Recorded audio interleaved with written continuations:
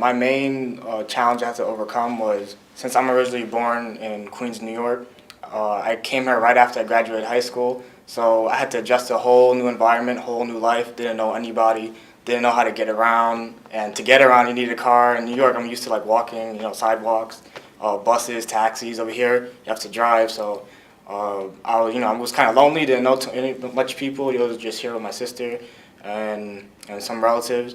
And so we had to adjust our time schedule because we had to borrow her car. We like share it here and there, so depending on our schedule, either I'll drop her off or she'll drop me off. And sometimes she works early in the morning, like 3 o'clock in the morning, so I have to wake up that early to drop her off, or I could have the car if I could go to school and come back. And we just had to make sacrifices for hopefully at the end it would like benefit us all. And thanks to my college, a lot of friendly professors helped me, keep me on focus on my grades, and then classmates were friendly, and then the clubs on campus. That was one of the greatest things I've done, is joining clubs, because it's a great way to meet people fast and shows commonality of, I'm not sure if that's a real word, but helps you see common things that you guys like with each other and help you click like that, and make connections. Just lift some weight off your shoulders to some people, not much of an outsider, like, oh, New York and Houston or something. It's just we're all like together in like a family now.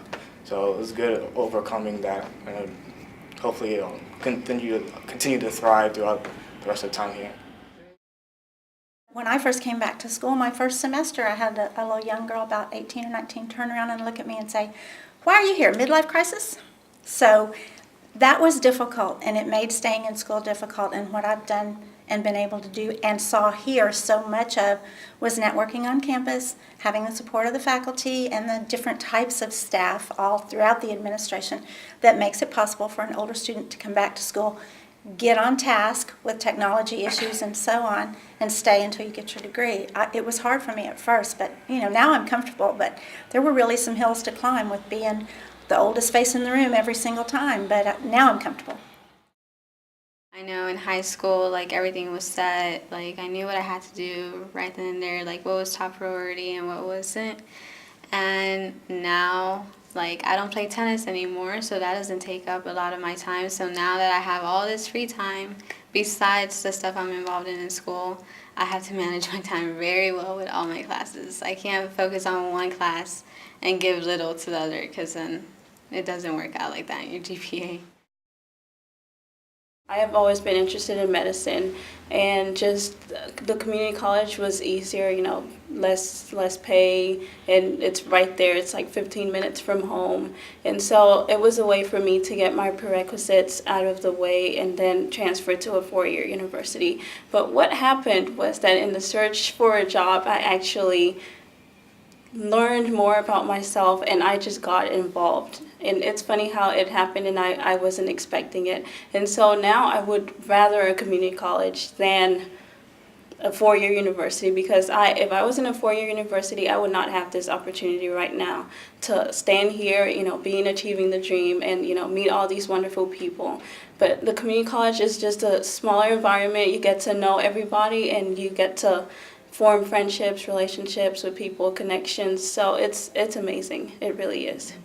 I started out not knowing anybody and feeling real isolated, and so I joined, after a couple semesters, I joined the honors program, and that went really well, and I've been very blessed to be elected the current president of the honors student organization.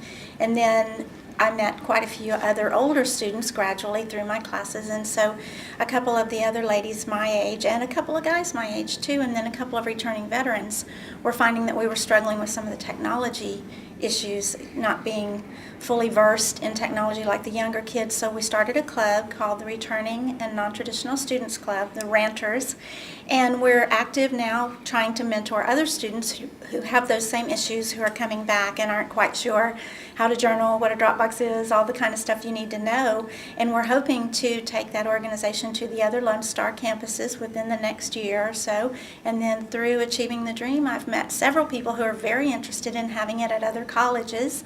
So we'll see how that turns out, but I believe that that's the kind of thing that could eventually go nationwide. So it's really, really exciting, and another great reason to be here and to meet all these people and get to network with them.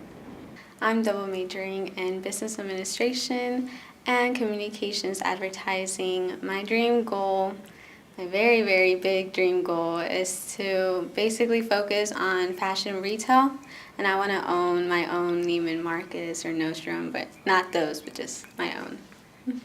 I am currently in the nursing program, and I am going to finish hopefully at the end of the summer. And in a couple of years, I see myself as actually, like she said, my very, very dream goal is to actually become a nurse practitioner or transition into medicine and become a physician. So that's my ultimate goal, and achieving the dream has really helped me to see that, that I have to finish it, I plan on doing nursing as well, and in a couple of years, I see myself going to get a BSN, and afterwards working in a hospital. I'm not sure what department yet, so I plan to be well-rounded in every department. For basically where they need me, I'll be able to help in any situation, any part. Achieving a dream is basically not giving up on what you want. That's all it's about, not giving up. Don't let any little obstacle just pull you down like that. You have to pull through it. You have to actually work for it. Like, nothing in life comes easy. Like, it never does. And if it does, then that's not what you want.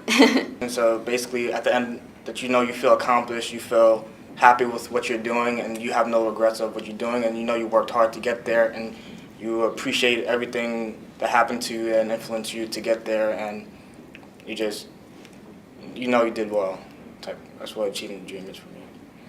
I have some goals, so on a personal level, it makes me know that no matter the obstacles, you always have to keep your eye on the goal, and someday you will achieve the dream.